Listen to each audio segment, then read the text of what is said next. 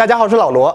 距离上次更新已经快有整整1年了，感谢大家对我的不离不弃，我回来了。其实过去的1年里呢，我并没有闲着，只是身边发生的事情很多，而且平时也比较忙。首先呢，就是在今年年初的时候，我考了一个房产经纪执照，所以周末呢，很多时间都是在陪客户看房子。随着孩子慢慢长大，户外运动也多了起来。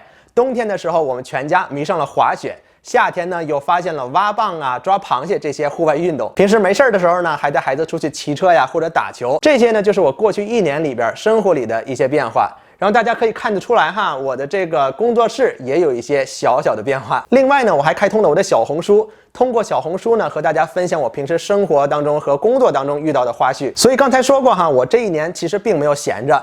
我积攒了有差不多600G 左右的素材，我会慢慢把这些素材剪辑成高质量的影片分享给大家。但是我在过去的2个半月里完成了一个非常大的项目，而且我有点迫不及待的想和大家分享。我利用了过去2个半月的周末，把我主卧的浴室全部翻新。这个视频我目前还在剪辑，不过希望在2天之后就可以和大家见面了。我打算首先和大家分享这个翻新的全部过程，然后我会很详细的和大家分享每一步我所学习到的经验，所以我会把这么大的一个装修项目剪辑成一个系列分享给大家。好了，感谢大家一直以来给我的支持与鼓励，我会继续和大家分享我木工 DIY 的作品以及我的经验。